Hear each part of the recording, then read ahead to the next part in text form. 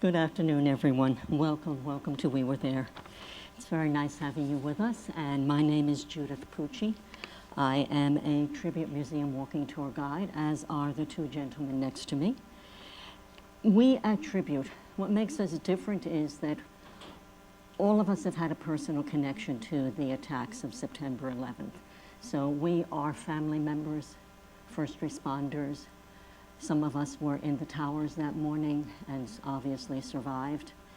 Others of us, like me, lived in Lower Manhattan, and some of us even volunteered afterwards during the cleanup period.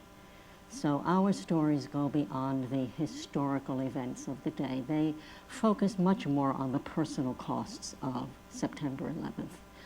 And today you're going to be hearing from two family members, and they are Jim Giacconi, who is sitting directly next to me, and Ray Habib. Now, Ray's wife, Barbara, worked in Midtown for Marsh McLennan, which is basically a large insurance company, risk management services for large businesses. And on September 11th, though, she was at a meeting on the 99th floor of the North Tower. Jim's older brother, Joe, worked in the same building. He, however, worked for Cantor Fitzgerald, which is a bond trading firm. And that company was also located on the uppermost floors of the North Tower.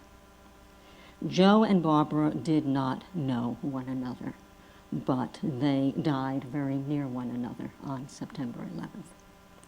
Now, you're first going to hear from Ray, so I'm just going to quickly give you a little context before he tells you his story. It happens really to all of us. Our normal morning routine is interrupted. We miss a train, so we wait for the next one, or we take an earlier train. We're waiting for an elevator, it's full, so we take the next one, or we call in sick. And we never really stop to think that these very small decisions or alterations could make the difference between living and dying. And yet, on that morning, that is exactly the kind of thing that happened.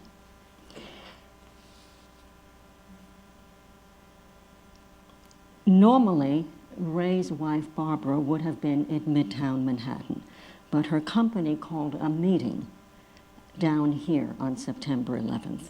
Their corporate headquarters were in the North Tower. So that is why that morning, instead of being several blocks uptown, she was here on the 99th floor.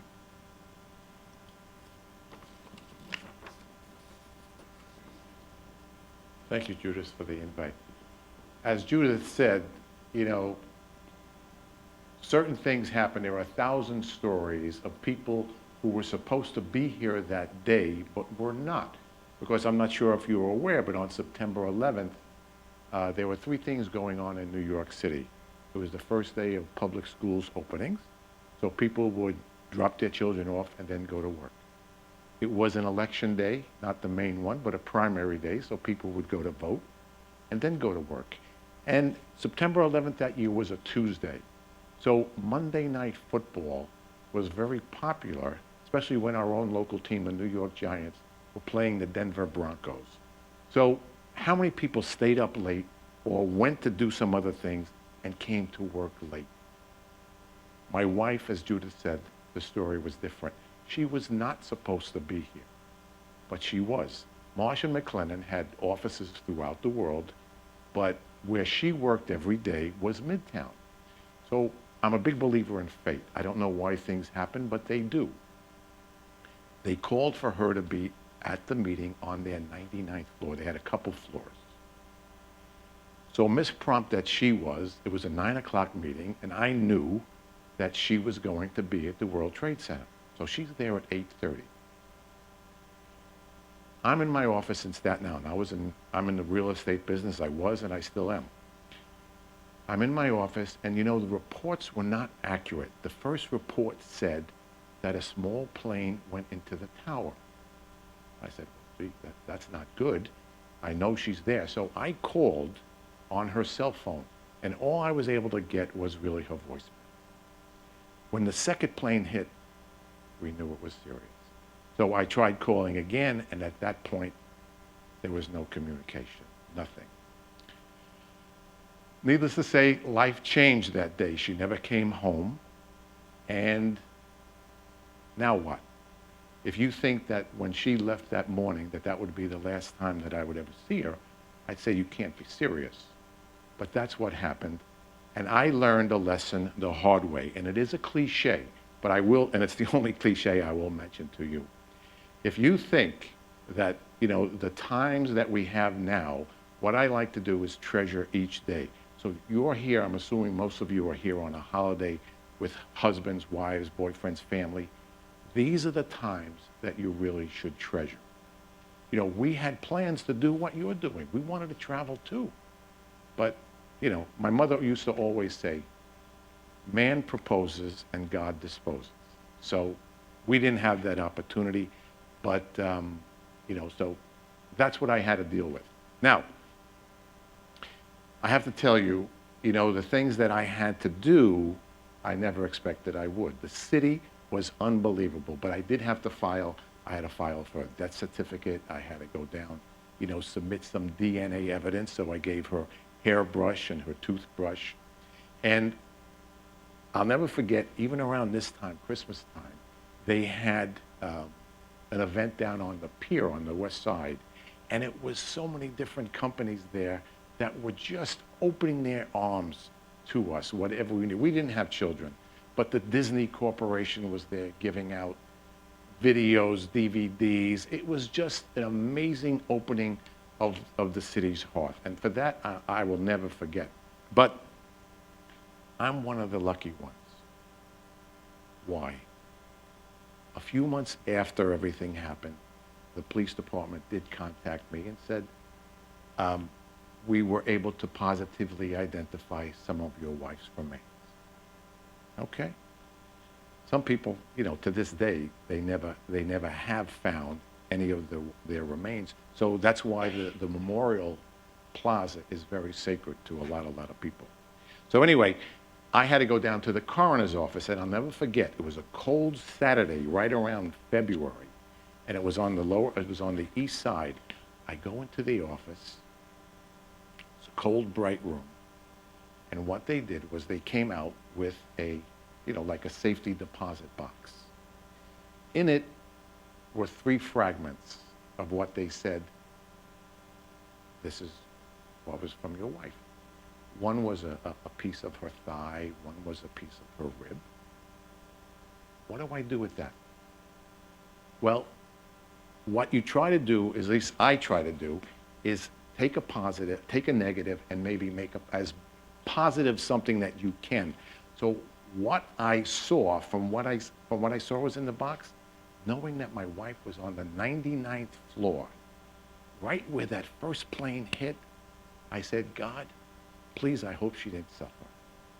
And that had to be answered, because could not have been. And so I'm hoping that that was the case. So I'm Roman Catholic. What do we do when we lose somebody? We normally have a wake and then a funeral. What do I do with this? Well, anyway, we were friendly with a group of nuns called the Daughters of St. Paul. And they helped put together this mass card. And, on the back of a mass card was some of her favorite saying. And we decided that, yes, we would have a memorial service. So the memorial service was attended by hundreds of people. Half of them, I didn't know who they were.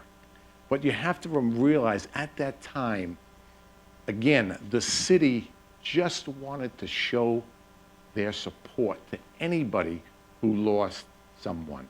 And so, I did give a eulogy. Now, a eulogy, as soon as you mention, anything about it, some people say, well, did that give you closure? You know what closure is, right? I mean, does it close the book? No. Does it help? Yes. I'm sure, listen, I'm not the only one. Jim and I are not the only ones who have lost anybody. But, it just helped to speak about her a little bit. And for some reason, this event galvanized the world and the city New York became like the nation's neighborhood. And so they just wanted to come up and say thank you and I'm sorry and all that. And you know, you move on. That's all you can do. Her company lost almost 300 people. Cantor Fitzgerald, the company right above them, lost 600 and some odd people. You know that there are some people that will never, ever come down to this area again. They just can't handle it. And you know what? I've learned that there is no right or wrong way to handle a loss, right? We've had losses. So for me, because we did not have children, I kept working. I didn't take a day off unless I had to do something, because there's nothing worse than sitting around thinking about it and crying in your beer. No. So I worked, and eventually, believe it or not, we were living in Staten Island, and we had just moved to a brand new apartment that we had renovated for 7 months in Brooklyn, where we were both born and raised. We moved into the apartment a few days before, and she made our first meal together September 10th.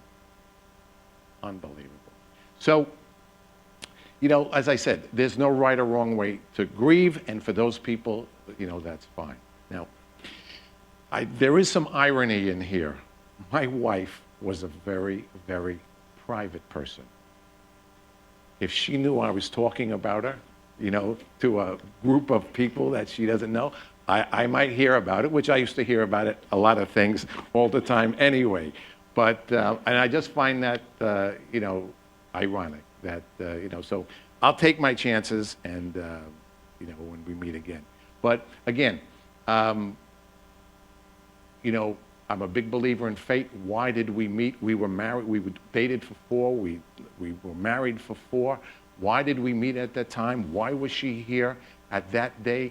I don't know. But you know what? You move on. I changed my job. I changed where I live. Less than a year after I met somebody, we're still together.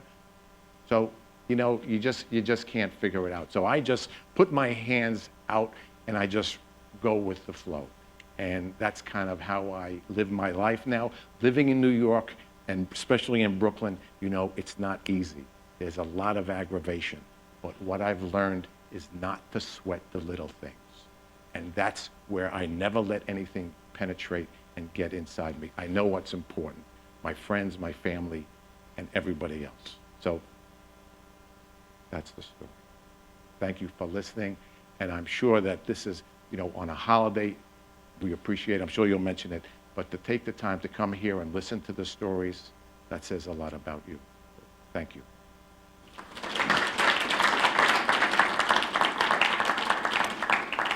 What we have learned over the years is that so many of you, really, I think all of you, come here. You come for a number of reasons, but the one primary one that we have found is that everyone wants to get a sense of greater understanding and a closeness to this experience. It changed all of our lives. It touched us all deeply.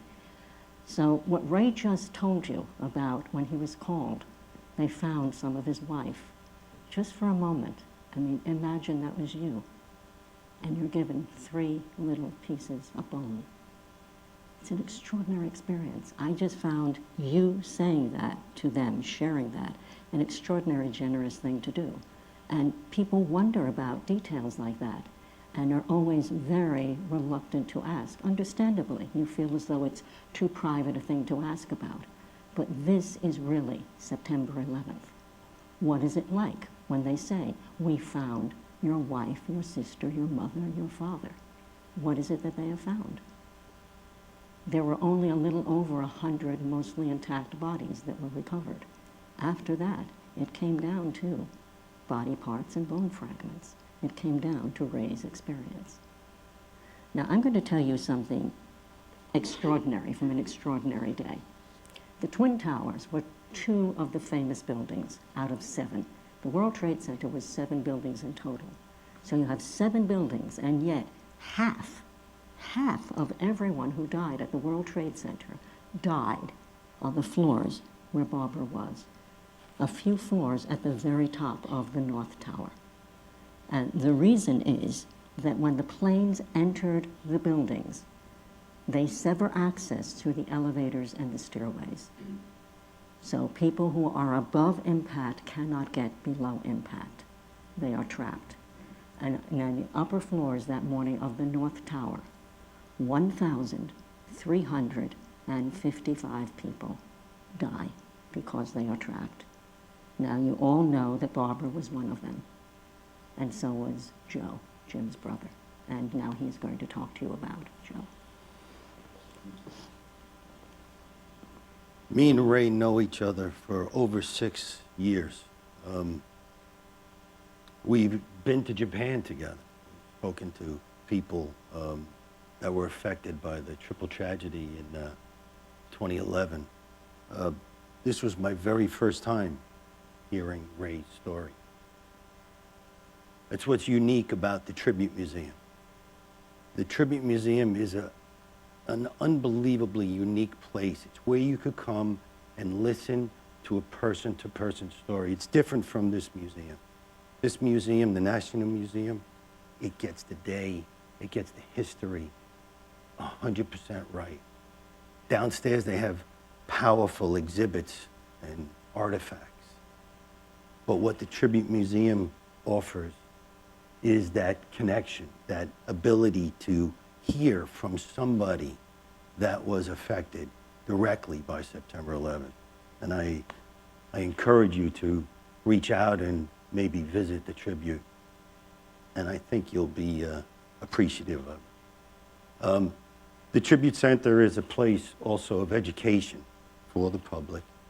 But it was also an educational place for me. And I'll tell you 2 things that I learned from it. One is that when I got to the Tribute Museum, it was ignorance on my part, that I was only thinking of my connection, how I was affected. And when I got there, I was overwhelmed at how deeply and differently people were affected. And it made me, I think, a better person. I'm a much more accepting, understanding, and empathetic person than I was before I went to the Tribute. The other is that I discovered there was no blueprint, there was no plan, there was no formula on how to act after something like this. There was no correct way to grieve or mourn or to memorialize or to move on, like Ray was talking about, moving on. And my story is different from the one I would tell you on our walking tours. On our walking tours, I would tell you about my recollections of that day and being on the pile afterwards and the surrounding days thereafter. The story I'm going to attempt to tell you today is one about my journey, about moving on, stepping forward. And you can also imagine being part of the Tribute Museum. I frequently find myself in the company of other family members like Ray, like myself, people who lost a loved one on September 11, 2001. See, on that morning, my big brother Joe, Joseph Michael Giacconi, went to work early. He called his wife at 8:30 in the morning to make sure his 2 young children got on the school bus okay. And at 8:46 in the morning, when that plane slammed into his building, my brother Joe vanished into thin air. He disappeared. And it's within conversations with these other family members that they'll sometimes mention the fact that they had a sign, you know, like a bird or a butterfly or a rainbow, or even a series of events that, you know, that they were convinced their loved one was reaching out to them to let them know that they were in their presence. And I would always smile politely and nod my head in acknowledgement that they were speaking to me. But in my mind, honestly, I was rolling my eyes. Something about me is I'm a very pragmatic, logical, methodical thinker. I need proof. I'm a big prove it to me guy. My father's mantra was believe half of what you see and none of what you hear. Even in my plumbing profession, we think of a problem in a ladder pattern. And we don't reach for that next rung unless we have proof of something for the first. Something else about me is I'm somebody that was haunted by a horrible, reoccurring nightmare that began shortly after September 11th, and it was exactly the same. It would always begin with me standing at the base of a mountain looking up. In front of me was a wide swath of a path cut from the bottom to the top. The path was all stone and rocks and outcroppings of rocks, and it was steep. It was hard. And on both sides was a definitive line of trees, like an impenetrable forest that made going straight up the only way to go. On these outcroppings all over this path were perched these creatures. They looked like dogs or wolves, but they were evil, vicious, horrible things, and they terrified me. And at the top of the mountain stood my brother Joe. Joe never said a word. And without fail, somewhere along my climb, I would always slip and helplessly slide into the grasp of one of these creatures. And once one of the creatures had me, it gave a green light for all the others to come off their perches and set upon me. There were hundreds of them. I would awaken as they were ripping and tearing at me. I would sometimes awaken hearing a voice or a scream in the distance, and as I became more awake, I would realize the screams were my own. I'd usually be sitting up in bed, covered in sweat, terrified to the point where I couldn't even formulate a word. All I could do was grunt. I would go from scared to confused to angry, and then to sad. In 2006, a group called Tuesday's Children called me. Tuesday's Children is an organization that was formed in the immediate days after September 11th, and their goal back then was to be advocates, to be support groups for some of the over 3,000 kids that lost a mom or dad on that day. And they wanted to know if I was interested in going on an outward-bound Colorado wilderness adventure with other family members. And I jumped at the chance. I was always a camper, always loved being in the outdoors.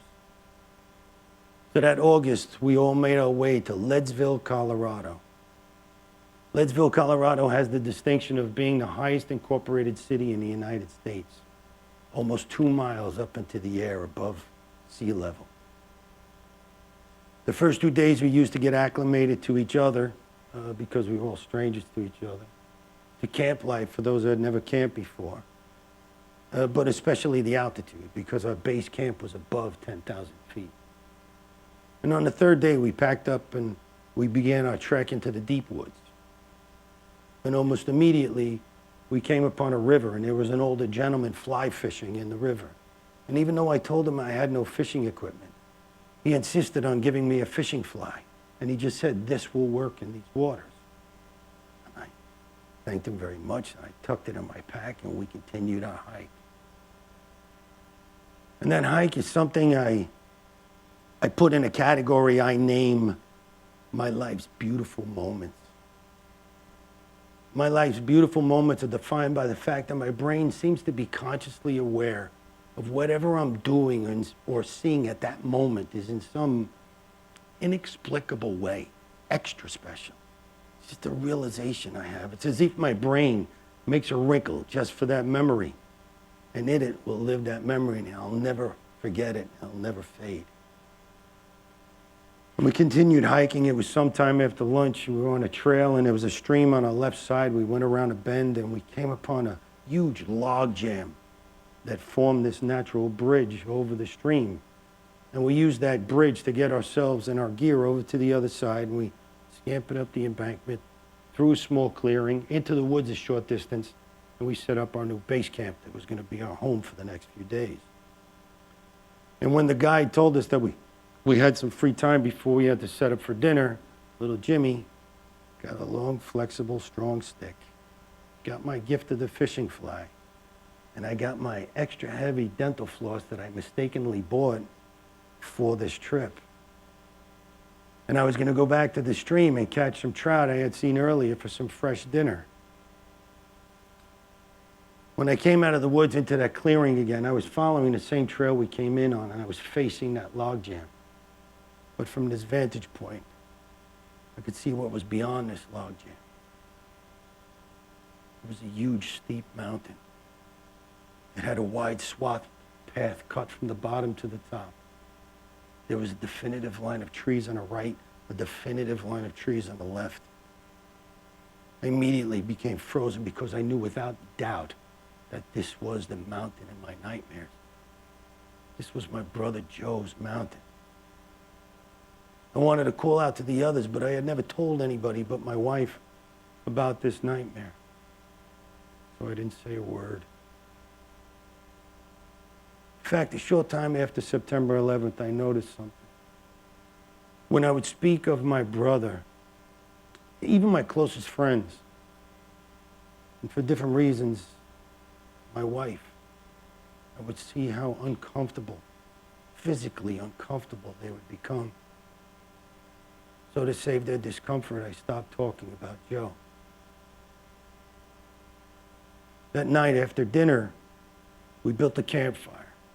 And you can imagine in that setting, with those people, those broken-hearted people, there was a lot of emotional moments. There was some anger. There was some laughter. But there was a lot of crying. When it was my turn to speak and I felt comfortable enough, I told the others about my nightmare, what I had found that afternoon. And that's when we were told by the guide that that mountain was one we were scheduled to climb. But that very next morning, we put on our day packs and we set out at dawn. And dawn was a beautiful, crisp, clear morning. We hiked for hours and hours, and we were only about halfway up when I have what I consider to be a complete breakdown. For some reason, I went from crying to wailing, to dropping to my knees, and making guttural grunting sounds I had never made before. The other people with me were great. They hugged me, and they cried with me. And together we got to the top of that mountain. Let me tell you, that top of that mountain was absolutely glorious. It was spectacular to be up there. We had discovered that somebody on the top of the mountain had left a pickle jar, and people were leaving folded up notes inside of it. I found a pen and paper and I wrote down my thoughts and prayers to my brother Joe. One thing I will share with you is that I swore to him I would never let him be forgotten.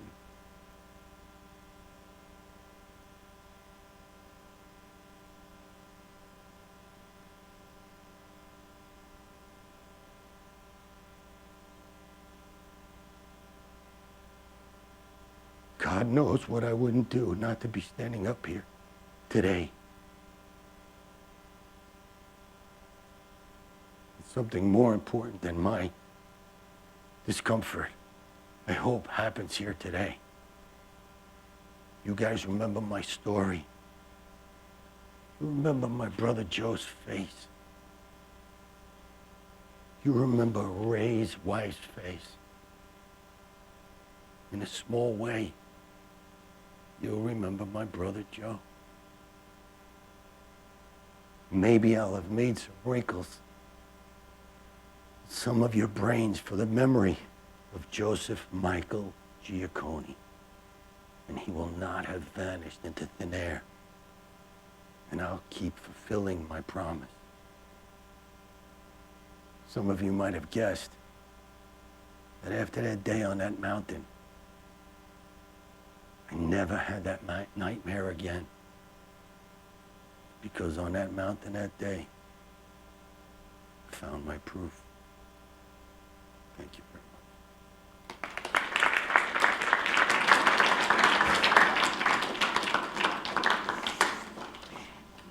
much. Everyone, I'm going to invite all of you, if you have any questions, or even if you'd just like to continue this conversation, the boys will be right outside the exit there. So I want to thank all of you. You chose to spend some of your time with us today. Thank you for doing that. It is very much appreciated. Enjoy the holidays. Merry Christmas. Happy New Year. Thank you.